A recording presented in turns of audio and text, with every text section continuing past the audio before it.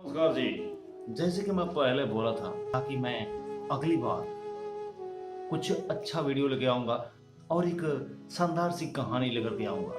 तो मैं इस बार लेकर के आ चुका हूं आप लोगों के लिए एक शानदार सी कहानी। बिना समय गंवाए ही आप लोगों के लिए मैं वो कहानी पेश कर रहा हूं। ठंड की रात थी। मैं अपने बिस्तर में सो रहा था। रोज रात की तरह पापा उस रात भी पूरे घर का चक्कर लगा रहे थे। हर रूम में जाकर के निगरानी कर रहे थे कि कहीं कोई सामान ऐसी जगह पे तो नहीं है जो ओस की बूंदों से खराब हो जाए। कहीं कोई दरवाजा तो खुला नहीं है कि ठंडी हवाएं आएंगी और सबको ठंड लगेगा। ये देखने के लिए वो हर रूम में जाते थे, हर दरवाजे को देखते थे, हर खिड़की को देखते थे। वो जब हमारे रूम में आए तो मैं रजाई ओढ़े सो रहा था। पर मेरी एक आदत है, कितना भी ठंड पड़े अपने मुंह को रजाई में नहीं ढकता। पापा जब रूम में आए तो मैंने देखा उन्हें। मैं पूछा उनसे कि क्या चक्कर लगाते रहते हैं हर एक रूम में, जाकर के चुपचाप सो जाना चाहिए आपको।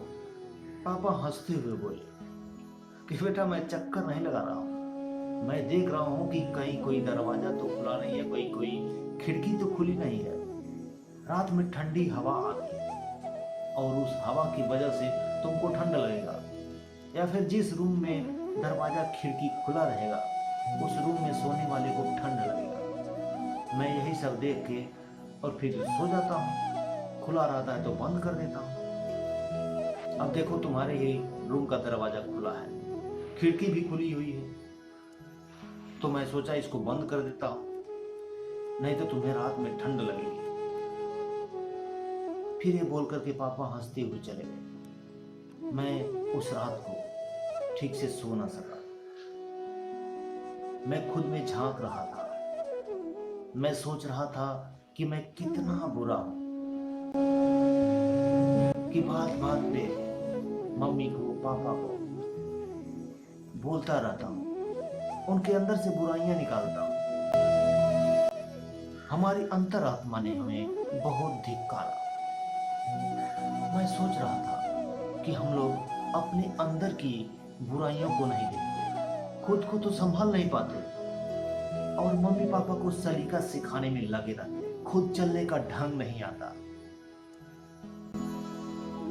और जिन्होंने हमें उंगली पकड़ के चलना सिखाया, हम उन्हीं को चलने का सलीका सिखाने लगते हैं, कैसे चला जाता है ये ढंग सिखाने लगते हैं। जिन्होंने हमें शब्द दिए बोलना सिखाया, हम उन्हीं को शब्दों का प्रयोग सिखाने लगते हैं, जिनकी बदौलत हम इस धरती पे आए। चलना सीखा, बोलना सीखा, रहना सीखा, क्या क्या नहीं सीखा।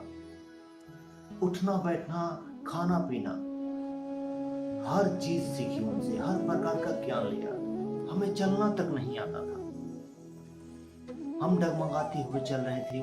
उन्होंने अपनी अंगुलियां पकड़ा के हमें चलना सिखाया, हमारे कदमों को स्थिरता दी। जिन्होंने हमें अच्छे बुरे में फर्क सिखाया, हम उन्हीं को अच्छा बुरा सिखाने लगते हैं। ये सब काफी समय सोचने के बाद मेरी आंखें छलक पड़ी और मैं अचानक से बिस्तर से उठा और पापा के पैरों के पास जाके बैठ गया।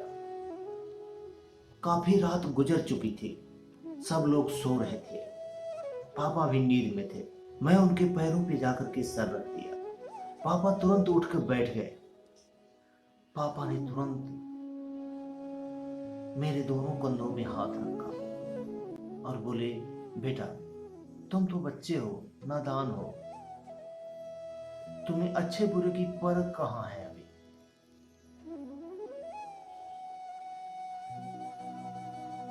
तुम्हारे मुंह से निकली कोई भी बात मुझे बुरी नहीं लगती है। तुम तो जब छोटे थे तो तुम्हारे टूटे फूटे शब्द सुन करके हमें बहुत हंसी आती थी, बहुत अच्छा लगता था और बार बार मैं चाहता था कि तुम कुछ ना कुछ बोलते रहो और मैं बस सुनता रहूं। मुझे लगता है कि तुम अभी उसी बचपन के दिनों में हो और तुम अभी बड़े नहीं हुए हो।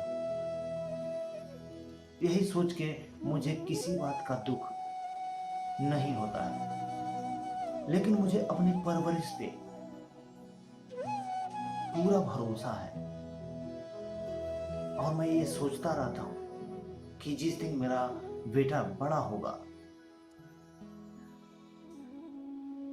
मेरा और अपनी मम्मी का रिस्पेक्ट जरूर करेगा। ये सोच के मैं खुश होता रहता हूँ और आज मुझे ये पता चल रहा है, ये एहसास हो रहा है कि मेरा बेटा मेरे सपनों को भी पूरा करेगा। और आज ये भी लग रहा है कि मेरा बेटा अब बड़ा हो रहा है और अब उसमें समझ भी आ रही है। अरे मैं तो खुश नसीब हूँ, तो इतना जल्दी समझदार हो गया, समझ गया। नहीं तो बहुत से लोग ऐसे होते हैं जिनके बच्चे उन्हें अनाथ आश्रम भी छोड़ आते हैं, फिर भी उनको समझ में नहीं आता कि हम क्या कर रहे हैं। और बहुत से लड़के तो ऐसे होते हैं जिनके माँ बाप ईश्वरीय तत्वों में विलीन भी हो जाते हैं, फिर भी उन्हें उनकी गलती का एहसास तक नहीं होता कि हम ये क्या कर रहे हैं, हम किस रास्ते पे चल रहे हैं, हमारी मंजिल क्या है। अपने ही माँ बाप को अनाथ आश्रम छोड़ आना, ये कौन सा भारतीय संस्कार है। आज मुझे बहुत खुशी हुई कि मेरा बेटा समझदार हो रहा है, सब कुछ समझ रहा है, सब कुछ सोच रहा है। अरे यही सब सोच के तो मुझे अपने दिए हुए संस्कारों पे विश्वास था और प्रभु में आस्था थी। ऐसा बोलकर पापा ने मुझे गले से लगा लिया। उस दिन से मैं अपने मम्मी पापा का बहुत रिस्पेक्ट करता हूँ, उनकी बात को मानता हूँ और ये जानता हूँ कि वो बुरा रास्ता नहीं दिखा सकते। और आप